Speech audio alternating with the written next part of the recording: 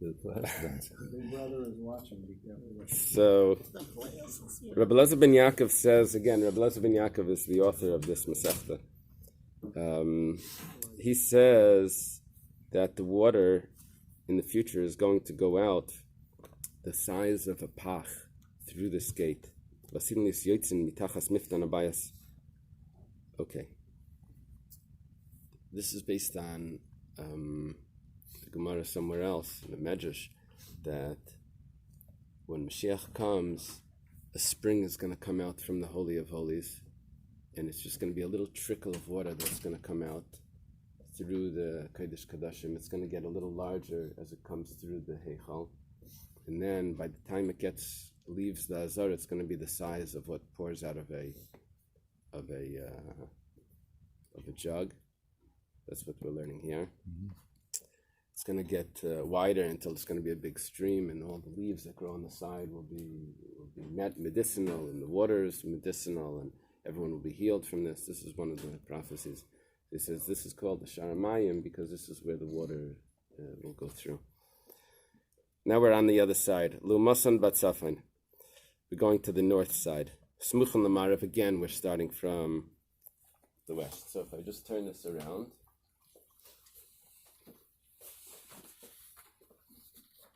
we're going to start from up here. The first gate, we're going to add an extra gate. Here you only see 2 plus 1. You're going to have, we're going to have 4. So the first one is Shar Yechanya. Up here would be Shar Yechanya. The next one would be Shar HaKarban. The next one would be Shar HaNashim. And the next one is Shar Hashir. We never called it Shar Hashir before. Now we're going to call it Shar Hashir. This is interesting. The Bais HaMaikid, right? Does that make sense? It has another name? Shar Hashir. Yeah, if you're the main gateways that are showing on there, if you differentiate, like you call them the gateways, let's say, because they're 10 by 20 amas, the rest of the doors, let's say, if you give them a different title, so you know they're a little smaller. They're not the same. They're not going to be like the big gold, whatever. So it's like doors within doors, like 2 separate entrances. No, they're gateway and this. No, you have a 10 by 20 gateway with big gold doors and paredes and everything, and then you have other doorways that are not as. So when we're adding here, let's say for example Shar Yechanya, we just added that. That's probably not the same size as this one. Okay, the Gemara asks, the Mishnah asks, why is it called Shar Yechanya? It's interesting that the Mishnah goes through like a question and answer.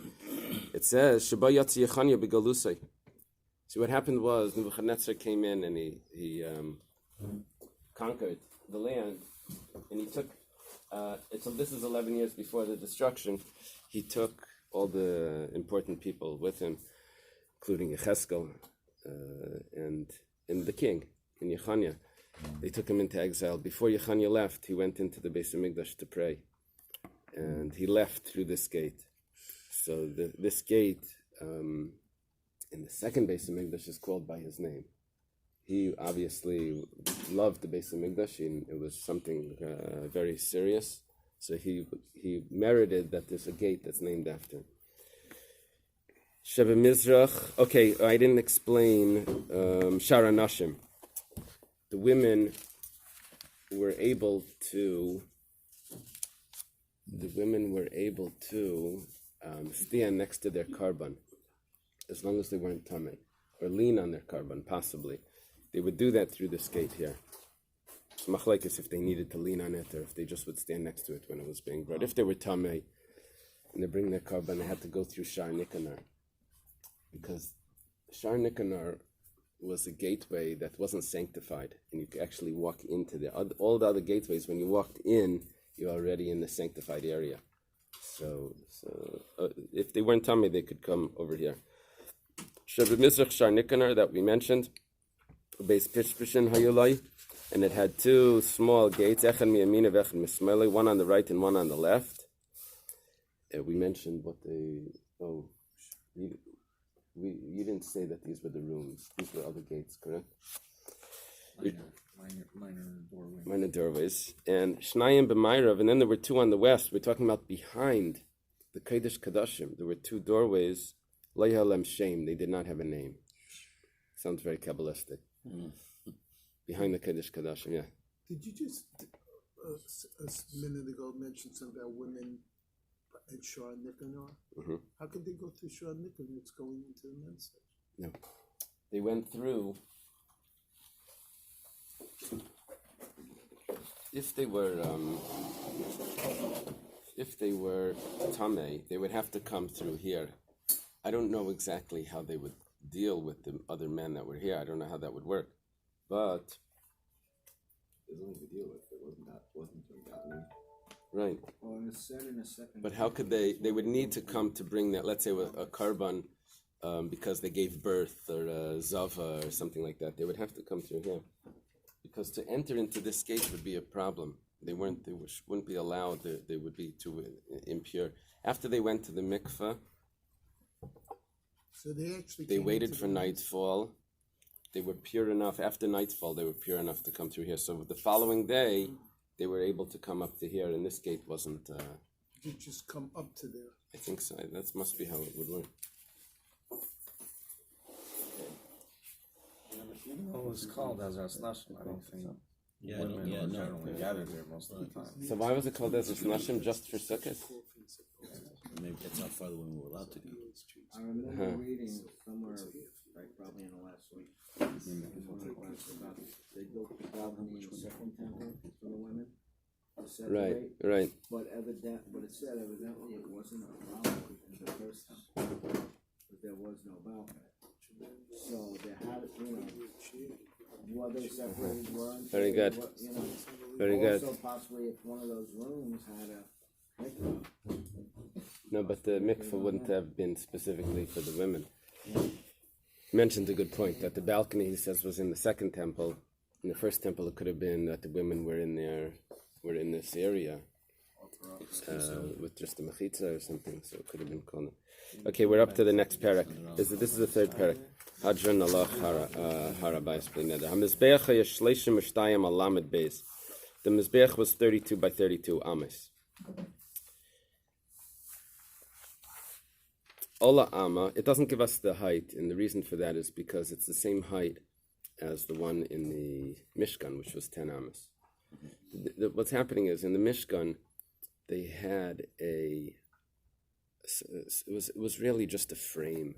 It was a board here, a board here, a board here, and they would fill it up with earth wherever they would travel and stop. They would fill it up. Here, this is not just a frame. It's made with a frame, but this was permanent with stone and plaster. So it's 32 amas. Ola amma v'kanas amma. You see, it's built like a tower. So when it goes up 1 amma, we're going to go up 10 amas. So when it goes up 1 amma, it goes in 1 amma. So from 32, it goes in an amma on each side. We're down to 30. Nimtza shleishim al shleishim. So at immediately 1 amma height, it's only 30 by 30 now. Ola chamesh, it goes up 5 amas. V'kanas amma, and it goes in another amma. So how many are we holding? Nimtza chavches al chavches. We're only 28 amas because you take off an amma from each side. It's actually from all sides because it's a square. Now you continue going up.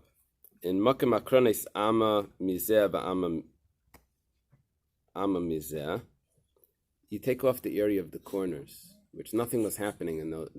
See, let's say this is it comes up here. It sort of goes on it would be more like that. It would go in like that, and then it comes up over here, and we have corners.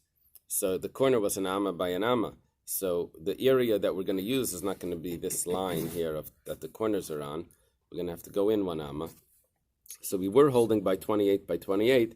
Now we're going to be nimtza chavav al chavav. Now we're only 26 by 26 because you take off an amma from each side. Makom hilach ragli akayanim is amma mizeh v'amma mizeh. There's an area that the kayanim can walk, and the commentaries say that it was actually indented downwards. How it was a little bit lower so no one would slip right off. So nimtzas chaf daled al chaf daled. It comes out that what's within the area that the Kayanim can now walk, what used to be 32, is now 24. So there's 8 amas that you lose just with this coming in. Makam maracha, that's the area where the maracha could be. Amar Rabbi Yosi adds. Rabbi Yosi is a student of Rabbi Akiva. Rabbi Yosi ben Chalafta. Rabbi, it's a good showing. Oh, that's the indented area. Yeah. Good. That's the outer rim and the indented area. That can't be accurate. Okay, tell us why. Because the horn is an amma. Oh, very good. Very good. He caught it. There's a problem with it. You can't. It's showing the wall to be like what? Not even a third of an amma. So that the indentation part would be an amma, but the wall, even if it was indented, you see what he wants to do? Rim. He wants that the outer rim, what it says outer rim, needs to be the same width as the horn. Right. You have to start with an amma and then go another amma after that. You're saying that wall is too thin, and this That's not. Yeah. I think it's an optical illusion. because the color here continues. No, that's only on that side, but on the front. That's an optical illusion because it's an angle like this. It appears to be less. It says here, Alpi Lego man. It's because your tablet is tilted. That's why. And your glasses. Rabbi Yosi Mitchila. Rabbi Yosi says that originally, instead of being 32 by 32, it was really only 28 by 28. It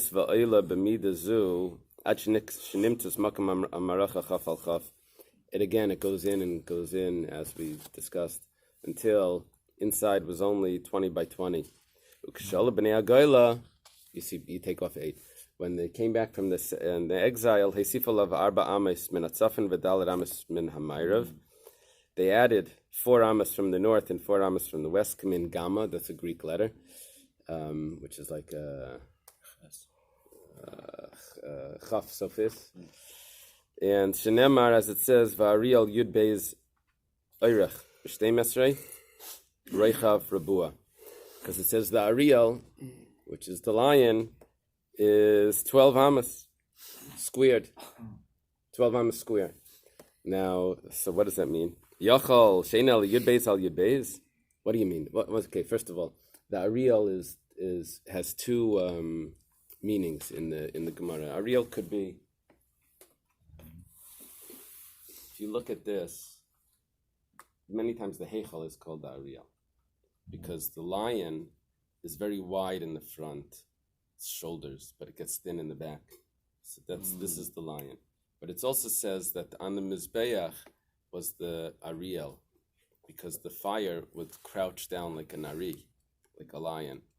So it says the ariel, which is referring now to the Mizbeach, not to the Heichal, was 12 amas. So the Gemara says 12 amas. The Mishnah says, Yachol shein el yud beis al yud beis, k'shvoimer al arbas rebav, when it says on the 4 corners, so Melamed, that teaches us Shemina emtza humayde, that we're measuring from the center.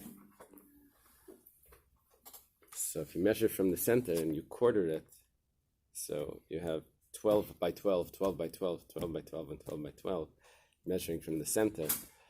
I don't know, is there a midpoint to a center? What's it called? The midpoint. Center line.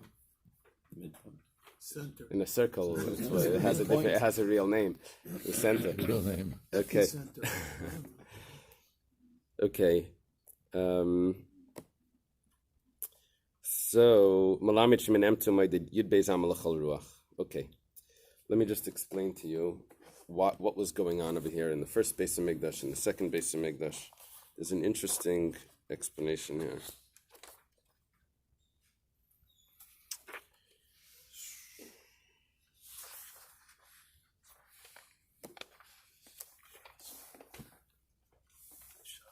Okay.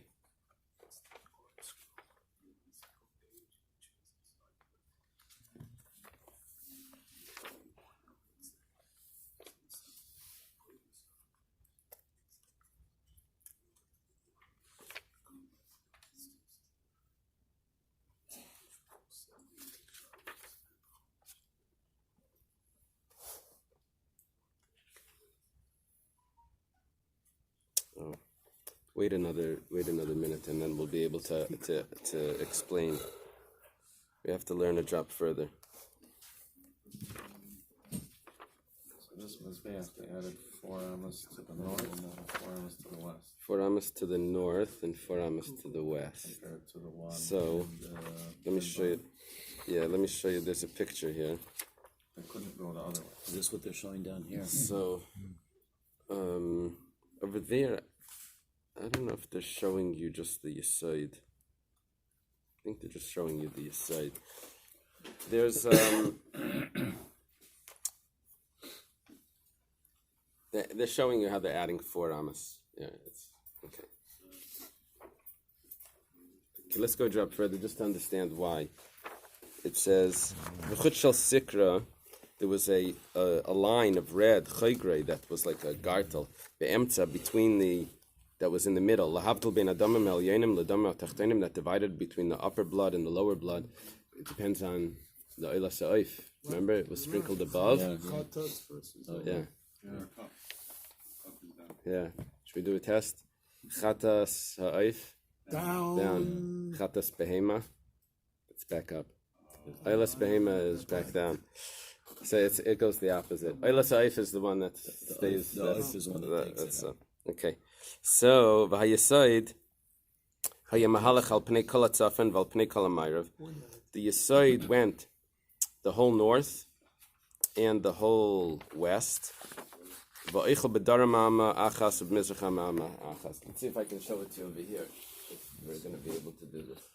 No, that's not going to work. Let's get two.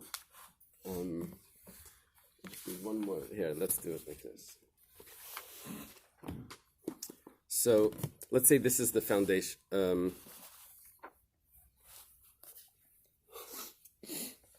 Okay, let's just use my Gemara. This is the Yesod. My Gemara is the Yesod, the foundation. So the foundation was 1 amma tall. Now over here, this would go up 5 amas. And then there would be like a little walkway. Then it would go up another, I guess, 3 amas, right? Because then there were the corners. So what we're talking about, if this is the foundation, can you use this on top? But it Yeah, this is very distracting. So what's going to happen now is, really, if the ramp is coming out here, the ramp is coming out down here, so there would be, the foundation would be along here and along here. But there was really no foundation on this side. So the way they built it was they made a frame that was 32 by 32. Yeah, now we're going to see that. Yeah. 32 by 32. They filled it up with rocks and like cement sort of material, and then they plastered it off. But this area here, they filled this up also. So they took away the frame from this part.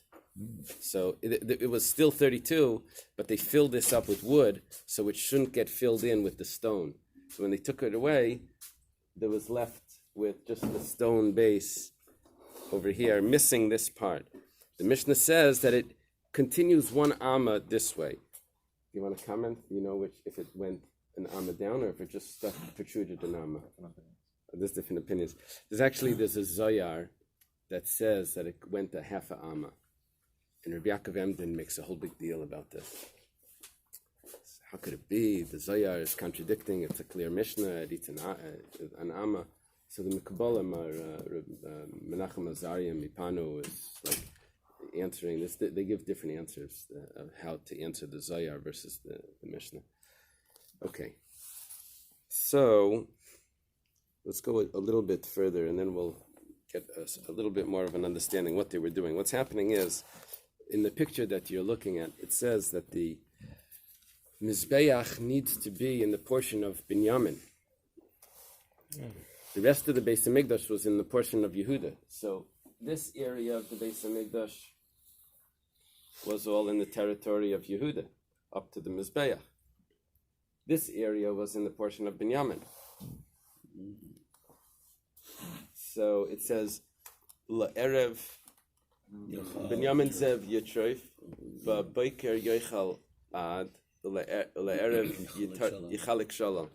So yoichal ba'boiker But Yechal Ad was referring to the Mizbeach that eats the Mizbeach is going to be in his territory. The Karen Marav Kavim in the southwest, which would be down over here. There's two holes, which is like two nostrils.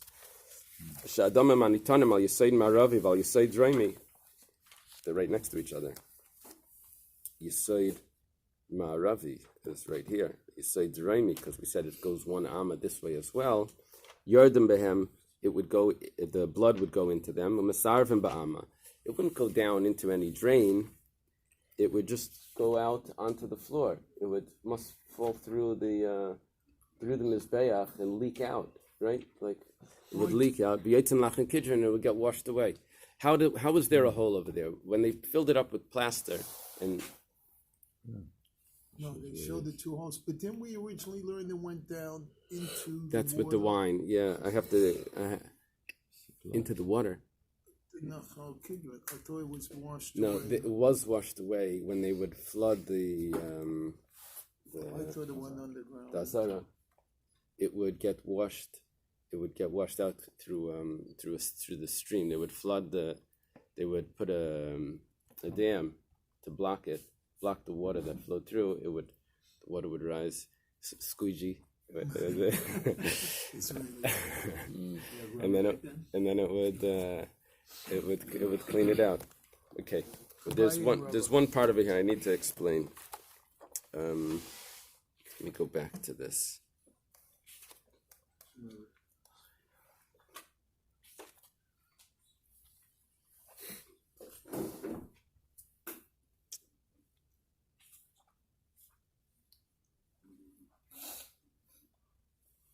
They had a difference of opinion between the first Beis Hamikdash and the second Beis Hamikdash regarding if the wine that was poured on top of the Mizbeach, if it needed to be poured mamish on top of the Mizbeach, or if it was poured along the side of the Mizbeach and it went down. And in the first Beis Hamikdash, they poured it on the side.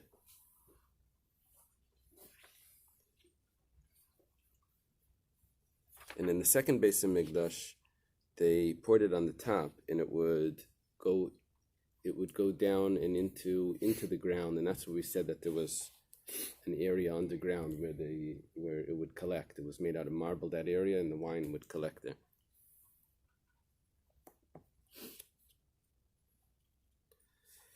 Okay, they learned.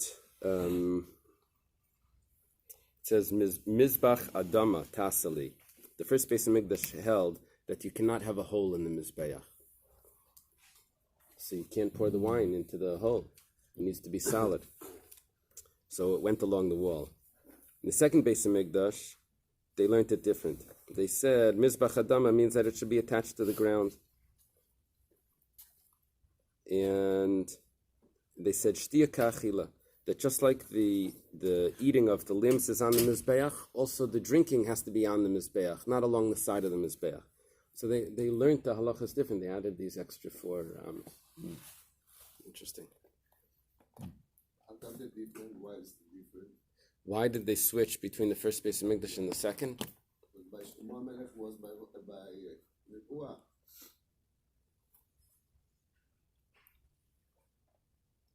Come for just a few minutes. Now I'm stumped. Very good, very good. I don't know the answer. Okay. Lamata Baritzba, Bais Keren, on the floor next to that corner, Makam Hayasham Amal Amma, there was an area that's an Amal by an Amma, V'Tavl Shel Shayesh, there was a marble tablet, V'Tabasei Sekavua, it had a ring in it, Sheba Yarden Lashis, that would go down into the how do they translate the shis? It was did they give a word for it, for a shis? Just as a shis. A cistern. That might work. Does it come from there? a cistern would have a bottom. This Drainage channel. cistern would be to collect or stop. This is a channel. Kept going, no, a channel. Oh, a channel. Umenachem say, and they were able to clean it out. And there was a ramp that went to the south of the Mizbeach, which is this way. That was Lamed Bais, 32 Amos, Al Rechav Tezayin, by 16 Amos. So if we were talking about 32, and this is 16, so it would have 8 on each side. It would be in the center, 8 on each side. And it had a little revuva, I think means like a window. That over there they would put the puzzle, a bird that was puzzled. They wouldn't burn it right away. They would leave it overnight, and then it would become puzzle belina. It would left overnight, and then it would be burnt in the morning. Okay.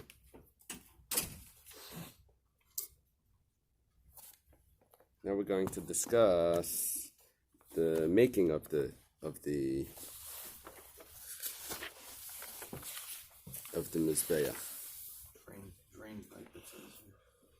That's what it calls the shis? That's what it says. Must I say, it's fine, Second. Echad avnei hakevesh v'echad avnei Mizbeach. The stones of the ramp and the stones of the Mizbeach, these stones, they were not allowed to use iron on them. So, mibikas Bais Karim, they came from this area called Bais Karim. It's not basic term of today.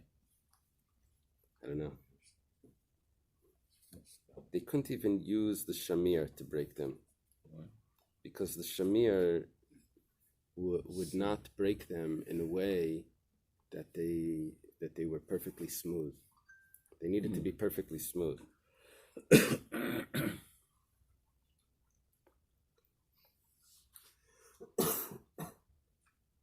Interesting. So these stones were made to carry more smooth. These were smooth stones, and b'chayfrin lamata me'abasula, they would dig underneath the bedrock, but they would have to use wooden shovels because they weren't allowed to use iron. And u'meviyam misham avanim, they would bring from their stones shleimis. They needed to be perfect without any nick on them because it was just like a knife. Shleihuna falei and barzel, and second of all, they couldn't have used any stone against it. Shah barzel paisel benegia, because the stone would become pasul if it was touched with iron, even if the iron didn't bruise it, and ubipkima, and if it got a bruise on it, l'chol davar, for anything. How far was the distance from where they bought this stone? Yeah, let me see. No, What they because say, you yeah. schlepped it over desert sand that was getting sandpaper at smooth sides, and then just Right. every once in a while they flip it. You're right. And then with a smooth stone by the time they got there. It's a nice theory. In I forget which It's king a it was. theory. One of the Chinese emperors wanted the river, was it like a yellow river or something? He wanted it to go through his whole empire. So he had this man move a mountain, and the way they did that was they put he lit a fire on the mountain, and then they would throw ice water on it, and the stones would crack, and then they would haul it away. And I don't know if there was any usage of that, and that's how they would crack the stone. So nifkama achas mihem, if one of the stones gets a bruise after it's already built in, so he psula v'kul and shleimus. That stone is puzzle, but the rest is still good, and you could take it out and you put it back in. Those stones were equal size, or they were different? That it doesn't say. It doesn't say that they. At least not here. It doesn't say. It could be they were smaller stones. Could be they were larger. Umalabdim I say pamayim bashana, and they would clean it, or they would put a coat of plaster twice a year. Achas bepesach v'achas bechag. Once on Pesach and once on Sukkot. V'heichel pamachas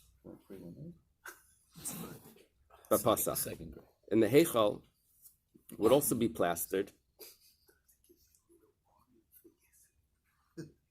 Over here, the commentaries say that when we say Heichal, we're actually referring to the whole structure, all areas. What do you say? Where would they be plastered? Would the walls be plastered? All depends on how you view it was built. Uh-huh.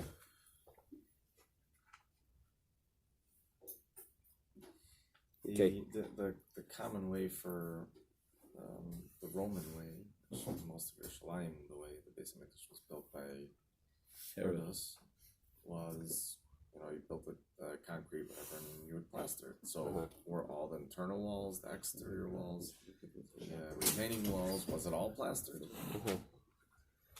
Mizbeach for sure. Mizbeach was plastered, and it was replastered twice a year, and probably because there was extra usage of it, of the smoke and all of that. But the rest of it was once a year on Pesach. Also with all the blood, now you have to keep cleaning it, and probably rubbed it off. Rabbi says, Kol Erev Shabbos Malabninaisai b'mapa mipnei adamim.